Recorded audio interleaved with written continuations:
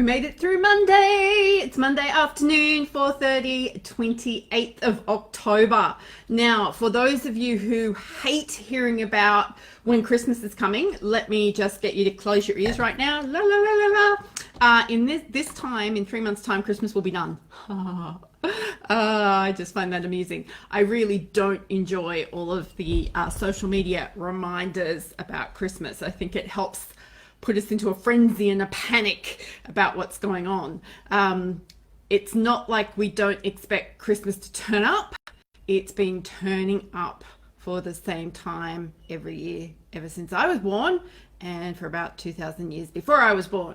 Why am I ranting about Christmas? I have no clue. I just saw the date and went, that's really interesting. So it's Monday, and if you're on the call and I can't see you, I'm sorry. I still don't know why I no longer get the rolling commentary telling me who's here and who's not and what's going on and what's not going on. I know that there are some people in California experiencing horrendous fires. That really breaks my heart to see that happening for you. Wishing that, well, hoping that everybody is safe, that you've got water, and Kate Piper, I hope you've got some electricity back. We will enter bushfire season here in the not too distant future, so I get how frightening and all-consuming watching the weather and the wind patterns can become. I also just want to acknowledge the community of Mildura today. We have an epidemic of male suicide in our rural and remote communities, and there has been another one in Mildura over the weekend, and it just completely breaks my heart for this small community, which is quite remote. No, it is remote, not quite remote. One of my most beautiful friends lives there, and this is not the first suicide that's affected her. Not that it was anyone in her family, so you don't have to worry about that. But when you live in a rural community and a small town where everybody knows everybody's business, when a person chooses to take their own life in violent ways, because they're usually incredibly violent ways for men, it affects everybody. And it just breaks my heart that we have so many men who think that that is the only option that is left for them. So I'm really thinking about you, the community of Mildura today, and any other communities in rural Australia where this issue is not going away. And I feel completely helpless and powerless to say anything about that. But I just, if we don't talk about it, then nothing's going to change. And just because I can sit here in my urban community and think that it's not happening, which I know it is, I just wanted to be able to express how sincerely sorry I am. Okay, that's a downer. So we've gone from Christmas to suicide. Who knew that was going to happen today? Like my t-shirt?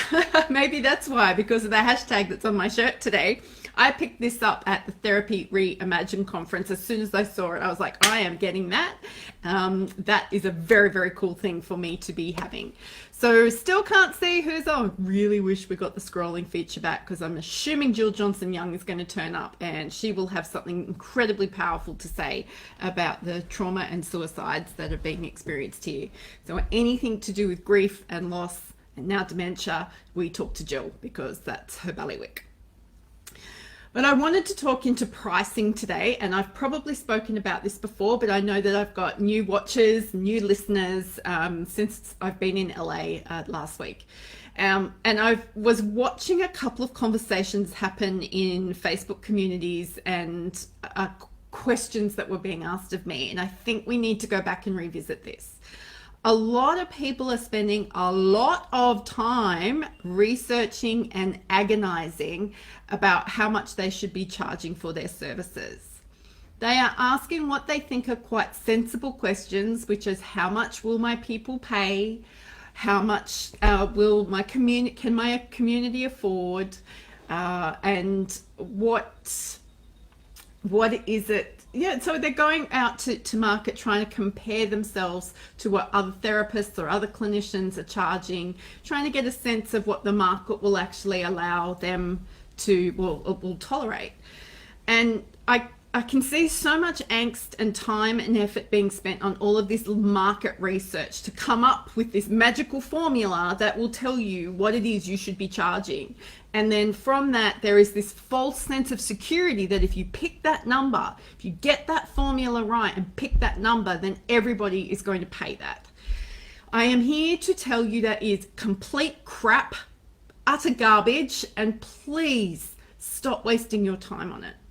The biggest issue that comes up for any health professional, and a lot of coaches and consultants as well, is the objections that you have about your pricing. What I mean by that is, would you pay $150 a session to work with you? Because if you can't emphatically say with no apology, yep, that's worth it, then nobody else. You're going to put out messaging that makes you feel apologetic, not unapologetic. You're going to be going, it's going to be easier for you to listen to the objections that people have about your price, and you will always be too expensive.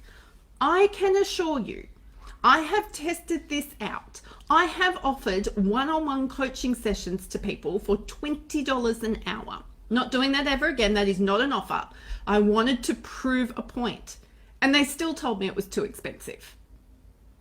So when you go to compete on price, you don't understand the value that you bring. Now, I am not saying that everybody needs to now go and charge $200, $220, $250 a session. I am not saying that. What I am saying is that you've got to work out what your objections are to your own pricing. So I had absolutely no problem going to market and marketing my private practice at the highest hourly rate at the time but that was 9 years ago. I haven't increased our prices. I've changed our pricing structure, but I haven't changed our hourly rate. I had no problem doing it because I was so convinced that the work we do and how we do the work we do is going to get results that nobody else can bring. I don't apologize for that. I have absolutely no problem with that. There's got to be a level of conviction when you go to talk to people about your pricing where you can go, yes, my flat rate or my hourly rate is $120 an hour, and that's not negotiable. You need to come up with that level of conviction.